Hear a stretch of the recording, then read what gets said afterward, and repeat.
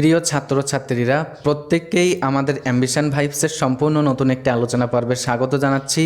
এই মুহূর্তের আলোচনা পর্বে আমি সঙ্গে আছি তোমাদেরই সুমনদা।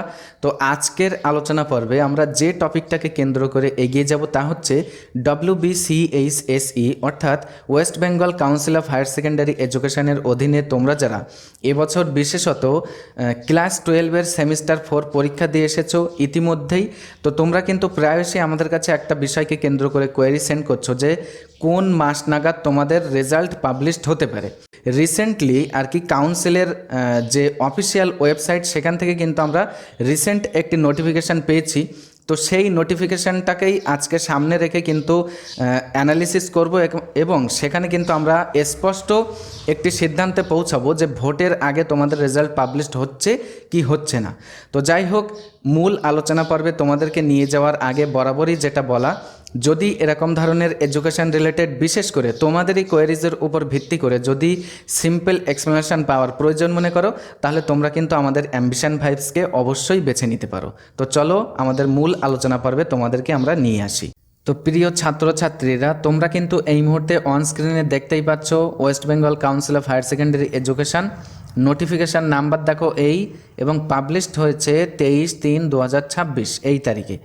এই যে নোটিফিকেশান আর কি পাবলিশড হয়েছে তোমাদের, তার আগে আমি মূল আলোচনার আগে বলে দিই যে তোমাদের যে প্রজেক্ট থাকে আর কি, প্রজেক্ট এবং কিছু কিছু ছাত্রছাত্রী যারা বিশেষ করে জিওগ্রাফি বা অন্যান্য সায়েন্স ডিপার্টমেন্টের, তাদের কিন্তু প্র্যাকটিক্যালের কাজ থাকে।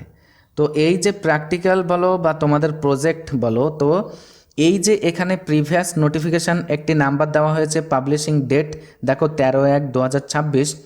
তো সেই নোটিফিকেশানে কিন্তু এই যে প্রজেক্ট এবং প্র্যাকটিক্যালের যে নাম্বার, এটা কিন্তু পাঠিয়ে দেওয়ার কথা বলা হয়েছিল প্রত্যেক স্কুলসগুলোকে এই কাউন্সিলের কাছে।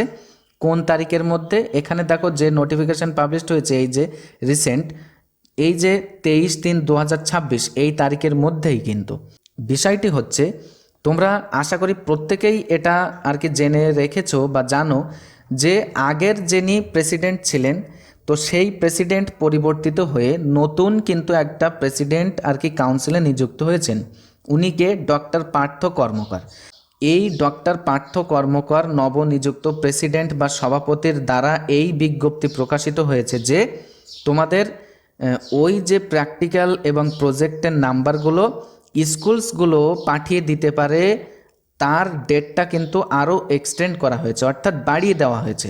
বাড়িয়ে কোন পর্যন্ত করা হয়েছে দেখো, এখানে 1/4/2026 এই তারিখ পর্যন্ত, যেটা ছিল 23/3/2026 পর্যন্ত। তাহলে এইখানে একটা প্রশ্ন থেকে যায়, যেহেতু মার্চের মধ্যেই কিন্তু তোমাদের এই প্র্যাকটিক্যাল এবং তোমাদের যে প্রজেক্ট এই নাম্বারগুলো কিন্তু পাঠিয়ে দেওয়ার কথা বলা হয়েছিল, কেননা পূর্ব ঘোষণা অনুযায়ী 50 থেকে 56 দিনের মাথায় কিন্তু তোমাদের আর কি রেজাল্ট প্রকাশ হওয়ার একটা কথা বলা হয়েছিল।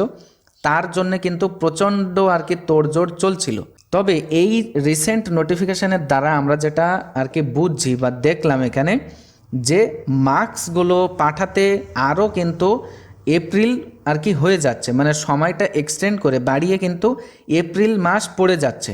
তো সেক্ষেত্রে এখানে দেখো, যদি এপ্রিলের আর কি শেষ দশক নাগাদ আর কি, যেহেতু ইলেকশনের ব্যাপার আছে সেখানে, ইলেকশনের অনেক আগেই প্রত্যেক স্কুলসগুলোতে, অর্থাৎ বেশিরভাগ স্কুলসগুলো যেগুলো আর কি ভোট কেন্দ্র হিসাবে বিবেচিত হয়ে আছে, তো সেখানে কিন্তু বিভিন্ন আর কি যারা আর কি সামরিক বাহিনী, তারা কিন্তু থাকেন শান্তি শৃঙ্খলা বজায় রাখার জন্যে।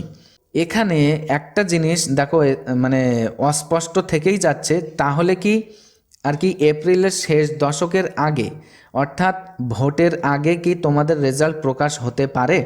এখানে দেখো এই নোটিফিকেশান আর কি অনুযায়ী, যেটা আর কি আগে বলা হয়েছিল যে 50 অথবা 56 দিনের মাথায় রেজাল্ট প্রকাশ হতে পারে, এই নোটিফিকেশান অনুযায়ী যেহেতু ডেট এক্সটেন্ড করা হয়েছে, এইবার মার্কসটাও কিন্তু পাঠিয়ে দেওয়া এটাই কিন্তু শেষ নয়।